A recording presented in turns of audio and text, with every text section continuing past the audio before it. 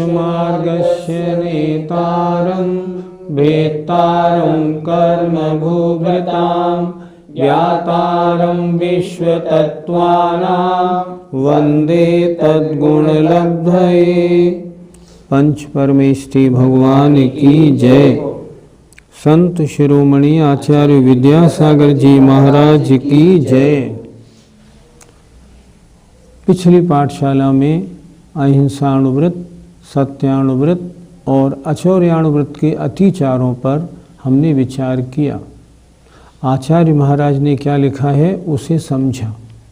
अब आज ब्रह्मचर्याणुव्रत के अतिचारों की चर्चा होती है। पर विवाह करणे त्वरिका,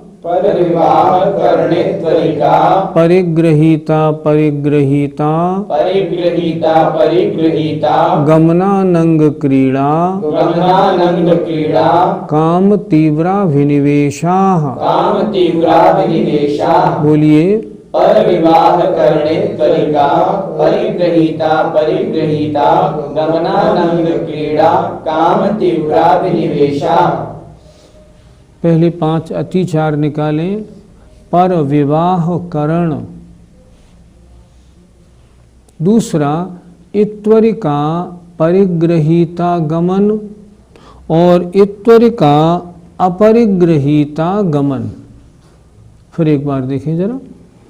इत्वरिका परिग्रहीता गमन, इत्वरिका अपरिग्रहीता गमन, अनंग क्रीड़ा और काम तीव्राभिनिवेशा। 5। एक बार फिर देख लें। पर विवाह करण, इत्वरिका परिग्रहीता गमन, इत्वरिका अपरिग्रहीता गमन, अनंग क्रीड़ा काम तीव्राभिनिवेश। 5 देखते हैं। पर विवाह करण, अपने या अपने आश्रित जो बच्चे हैं उनके अलावा अन्य की ब्याह शादी कराना। कुछ लोगों का ऐसा शौक़ होता है, उनके पास बहुत सारी जन्मपत्रियाँ, बहुत सारे लड़के लड़कियों के फ़ोटो रहते हैं और आजकल तो मैरिज ब्यूरो का व्यापार ही कुछ लोगों ने शुरू कर दिया है। ये ब्रह्मचर्याणुव्रत का ये अतिचार उनसे संबंध रखता है। पर विवाह करण, दूसरों के विवाह कराना। व्रती किनका विवाह करा सकता है? जो उसके बच्चे हों, या यदि उसका कोई छोटा या बड़ा भाई उसका स्वर्गवास हो गया हो और वो बच्चे उसके आश्रित हों तो उनका। इनके अलावा अन्य किसी की ब्याह शादी में वो इंटरेस्ट बिल्कुल नहीं लेता। क्यों? क्योंकि शादी कराना ये भी एक तरह से कुशील पाप का समझिए साथी है। क्यों? शादी का और उद्देश्य ही जनरली क्या होता है। इसलिए पर विवाह करण पहला अतिचार। दूसरा इत्वरिका परिग्रहीता गमन। इत्वरिका माने बदचलन, जिसका चाल चलन खराब है। परिग्रहीता जो शादीशुदा है, गमन उसके यहाँ आना जाना। बहुत सी शादीशुदा महिलाएं ऐसी होती हैं जिनका चाल चलन चरित्र दूषित होता है, उनके यहाँ आना जाना। हम आते जाते हैं पर संबंध हम ठीक रखते हैं, नहीं रख पाओगे। क्यों? सामने वाली जो महिला है बदचलन है, आज नहीं तो कल तुम्हें चक्कर में फंसा ही लेगी। तीसरी बात, अगर ऐसा नहीं है ना तो समाज में कितनी बदनामी होगी। ये हैं तो व्रती, लेकिन उस महिला के यहाँ क्यों आते जाते हैं। इसलिए बिल्कुल नहीं करना। क्या हुआ? इत्वरिका माने बदचलन, परिग्रहीता माने शादीशुदा, उसके यहाँ गमन माने आना जाना। इत्वरिका अपरिग्रहीता गमन, इत्वरिका माने बद चलन, अपरिग्रहीता माने जिसका पति ना हो, विधवा हो, कुंवारी हो, तलाकशुदा हो, ऐसी महिलाओं के यहाँ आना जाना। इत्वरिका अपरिग्रहीता गमन, जिसका पति नहीं है, ऐसी बदचलन महिलाओं के यहाँ आना जाना। अनंग क्रीड़ा, काम सेवन के अंगों के अलावा अन्य अंगों से काम सेवन करना। काम तीव्राभिनिवेश, काम सेवन की तीव्र अभिलाषा रखना। काम सेवन की तीव्र अभिलाषा से तात्पर्य, उम्र हो गई है 50-55 वर्ष की, फिर भी आजीवन ब्रह्मचर्य नहीं लेना, ये भी तो दोष है।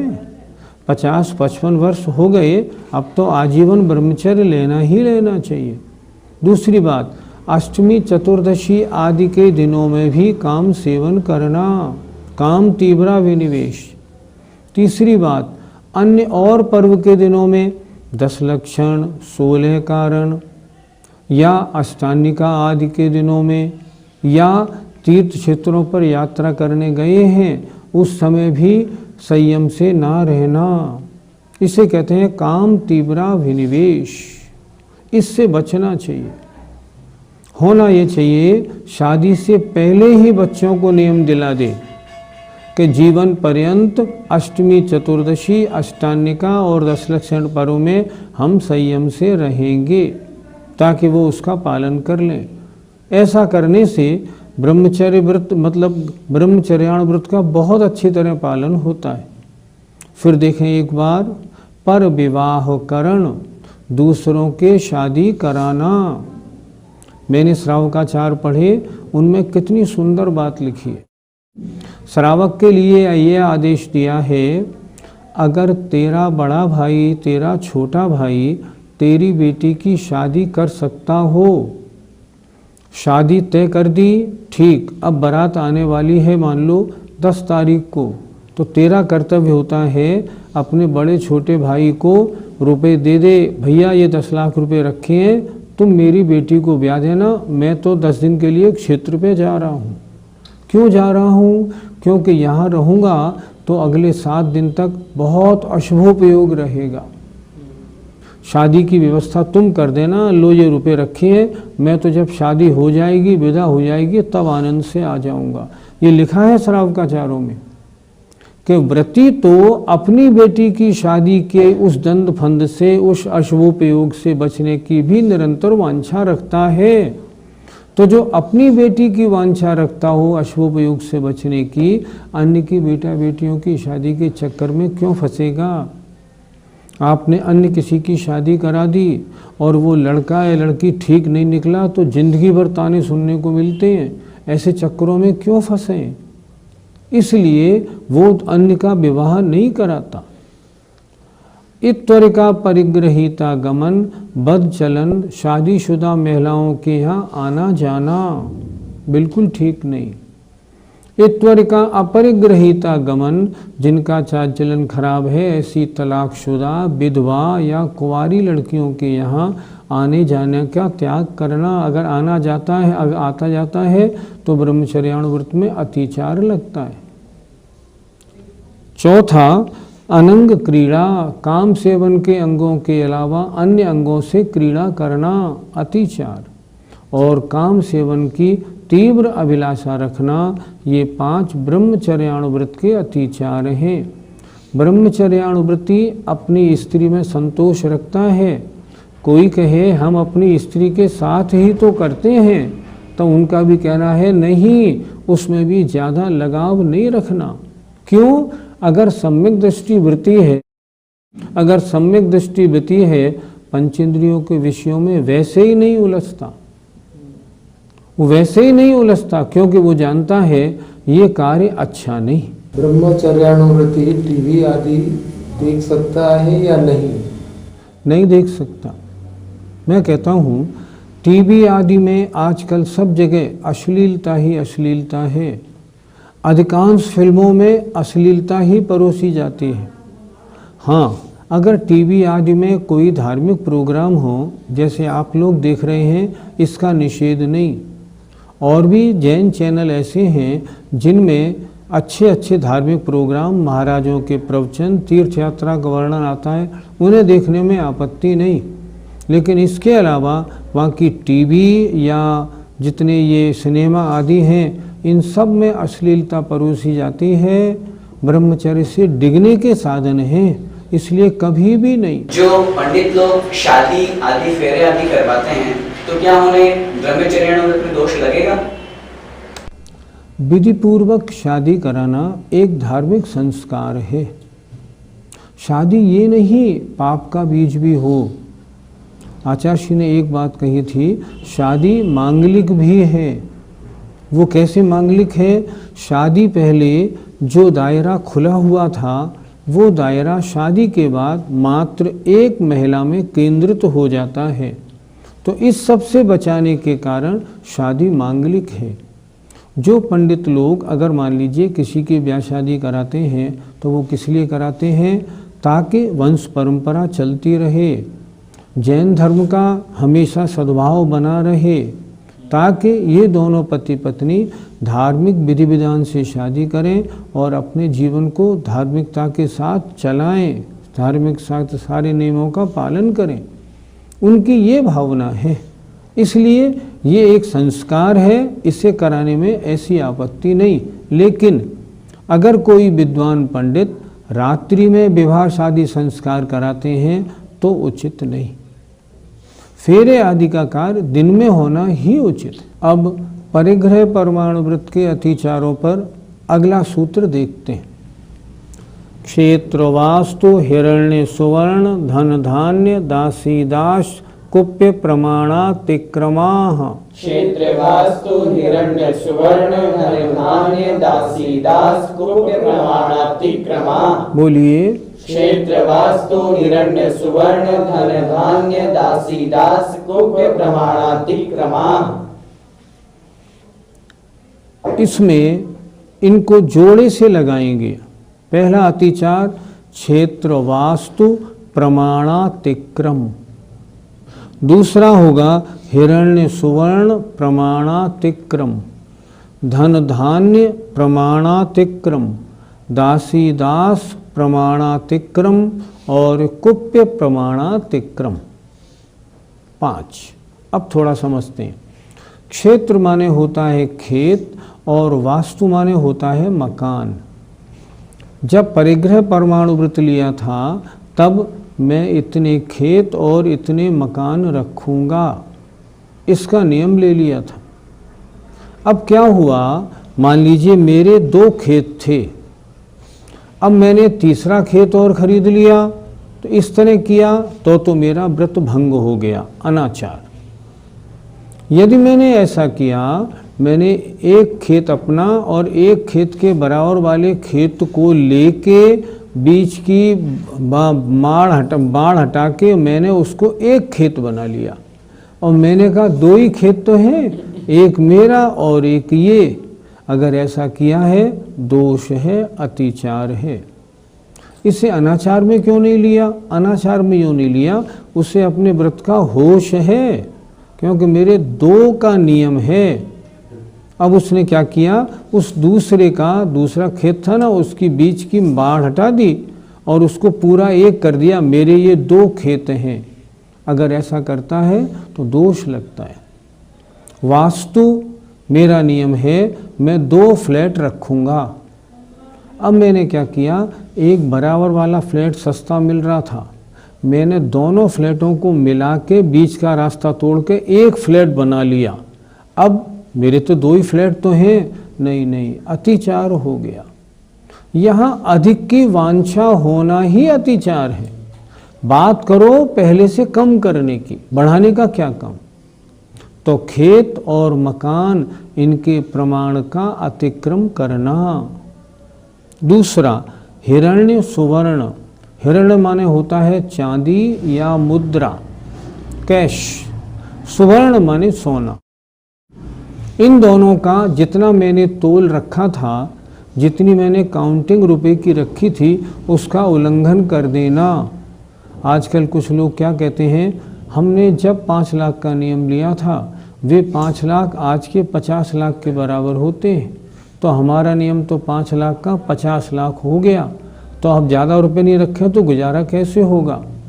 पहले तो 5 लाख का ब्याज 5,000 महीना मिलता था, गुजारा हो जाता था, अब तो 5,000 में कुछ भी नहीं बनता, तो ऐसे कैसे गुजारा होगा।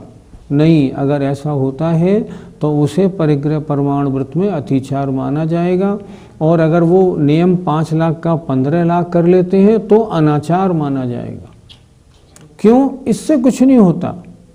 पंडित रतनचंद जी मुख्तियार का जो नियम था कि मैं इतने रुपए रखूँगा, जब आगे महंगाई बढ़ती गई और उनके ब्याज के पैसों की कीमत कम होती गई, तब उन्होंने क्या किया, पहले 2 बार भोजन करते थे, फिर 1 बार भोजन करने लगे, और महंगाई बढ़ गई तो पहले पूरी धोती पहनते थे, फिर आधी धोती पहनने लगे, और महंगाई बढ़ गई तो उन्होंने स्पष्ट कहना शुरू कर दिया, जिसे मुझे अपने यहाँ बुलाना हो भैया मेरे घर से ले जाओ, मेरे घर पर छोड़ जाओ, मेरे पास तांगे रिक्शे के भी पैसे नहीं हैं।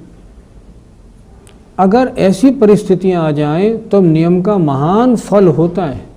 उस समय देखा जाता है कि नियम पालने वाला कितना मजबूत है। महंगाई से कुछ फर्क नहीं पड़ता, हम अपनी इच्छाओं को और कम करें और कम करें और कम करें। मुझे एक बड़ी अच्छी बात याद आती है, आचार्य के पास एक सज्जन बैठे हुए थे, बड़े दुखी थे, प्रतिमाधारी थे। उन्होंने आचार्य से निवेदन किया, महाराज मेरे पास मैंने 5 लाख रुपए का नियम लिया था, अब 5 लाख रुपए जिस बैंक में जमा कराए थे वो बैंक डूब गई, अब मैं क्या करूं, दोबारा नौकरी करूं, व्यापार करूं, क्या करूं, अब मैं उस लायक नहीं हूं, मेरा सारा जीवन तो खराब हो गया, अब मुझे क्या करना। आचार्य जी बड़े प्रसन्न हुए और बोले, कुछ नहीं, इतना और करो, ये तो कपड़े पहने हो ना, इनको और उतार दो और मेरे पास आके बैठ जाओ। ये तो बड़ी खुशी की बात है, जो परिग्रह नहीं छूट रहा था ना वो छूट गया, तो सारा काम हो गया। ऐसे विचार रखने हैं ना। क्या पंक्ति लिखी है, उन्हीं जैसी चर्या में यह चित्त सदा अनुरक्त रहे। उन्हीं जैसी कैसी, दिगंबर साधु जैसी चर्या में। मुझे तो साधु बनना है, संपत्ति नष्ट हो गई, चलो मैं छोड़ता हूँ। तो क्या हुआ, हिरण्य माने चांदी और रुपया, और सुवर्ण माने सोना, इनका जो प्रमाण रखा था, चाहे कितनी महंगाई आ जाए मैं उससे हटूंगा नहीं। अगला चलते हैं, धन धान्य। धन माने गाय भैंस आदि, धान्य माने अनाज आदि। मान लो पहले गाय रखते, 2 गाय 2 भैंस रखने का नियम था, अब भैंस मिलनी बंद हो गई तो हम 4 गाय रख लें, नहीं 4 गाय नहीं रख सकते। 2 गाय 2 भैंस का नियम है तो नियम तो वो ही रखना पड़ेगा, नियम चेंज नहीं होगा। नहीं है तो मत रखो, नियम तो ऐसे रहता है।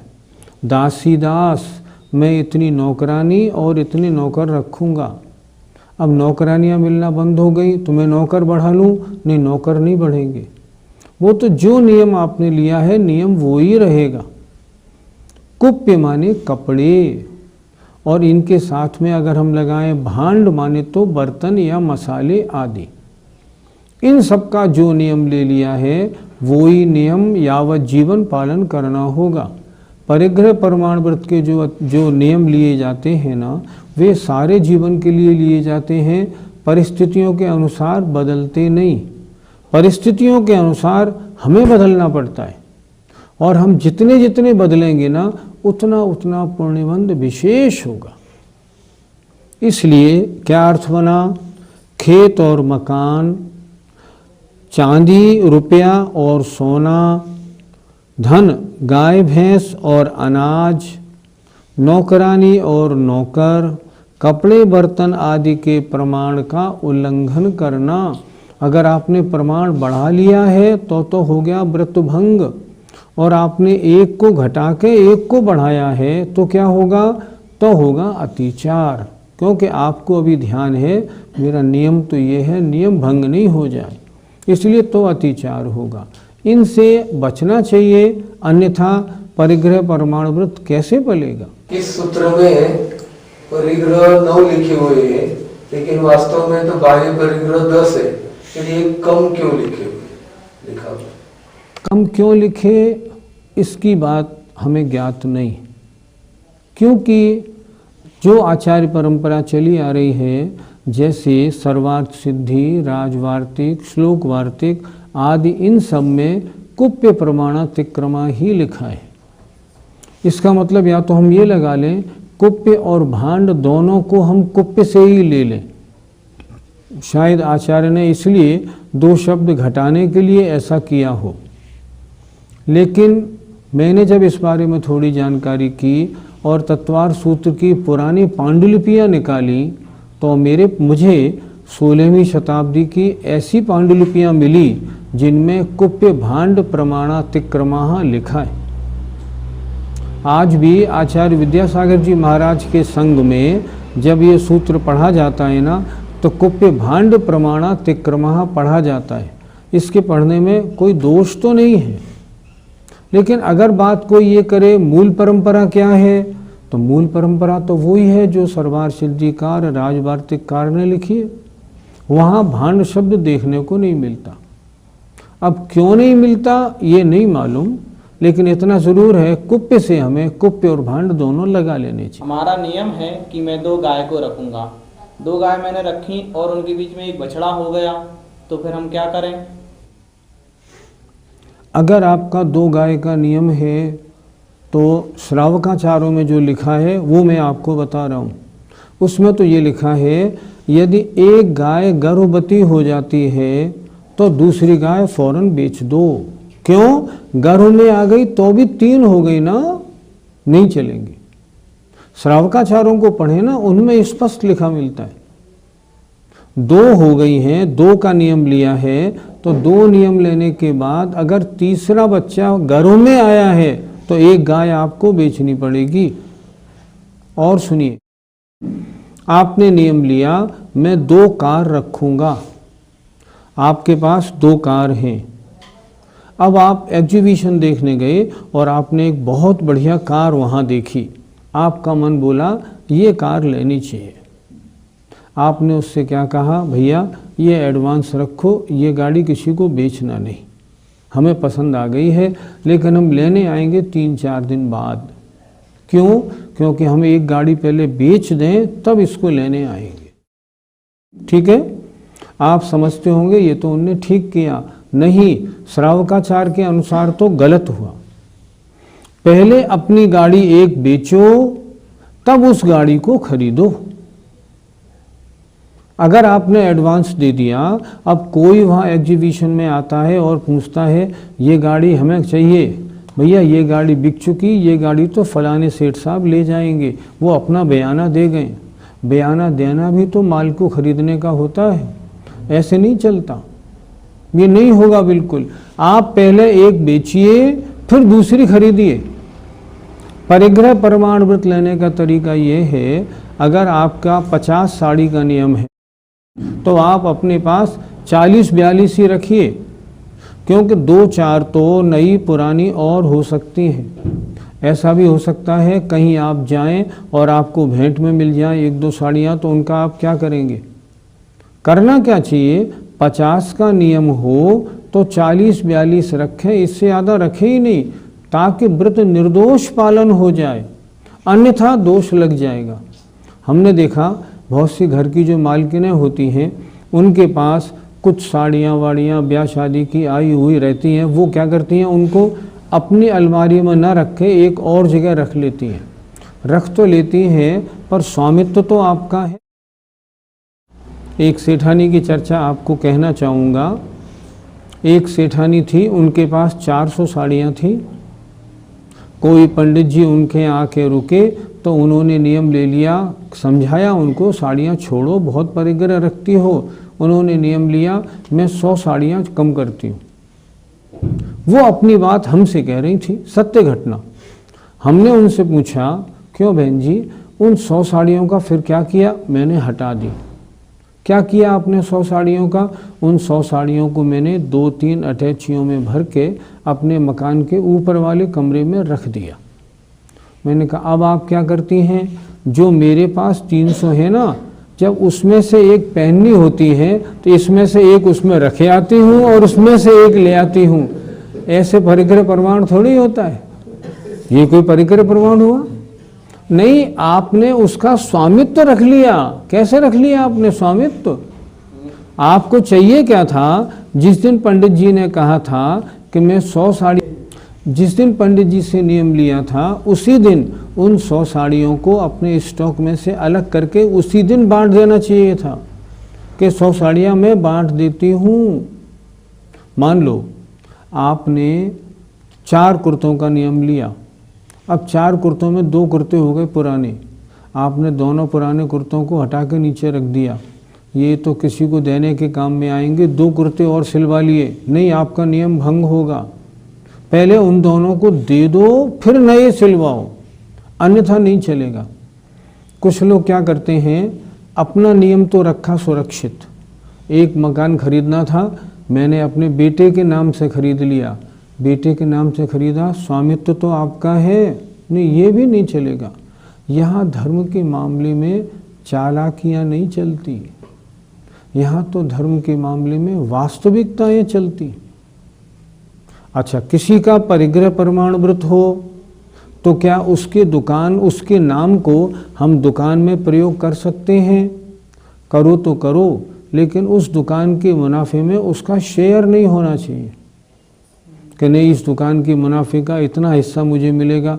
अगर इतना हिस्सा मुझे मिलेगा तो वो हिस्सा आपका माना जाएगा और फिर आपके परिग्रह प्रमाण में जितना रुपए का नियम है वो भंग तो नहीं हो रहा, ये देखना पड़ेगा।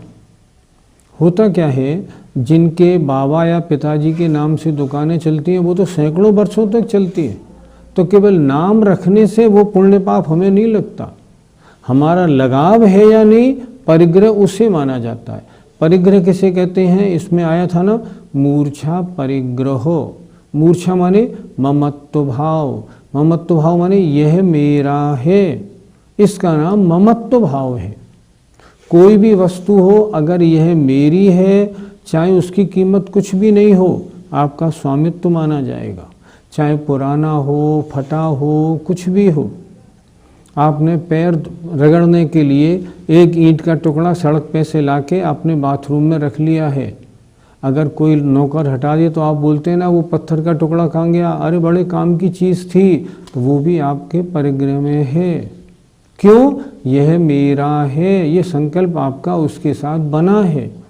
इसलिए बहुत सावधानी रखनी चाहिए, जितना नियम है उससे दूर रहना चाहिए, और अगर कहीं कोई ले दे मना कर देना चाहिए, मेरा इतने का नियम है, मैं ये चीज़ स्वीकार नहीं करूँगा। आज तो पूरे आधे घंटे में मात्र 2 ही सूत्रों की चर्चा हुई, लेकिन नहीं, फिर भी दोनों सूत्र बहुत समझने वाले हैं।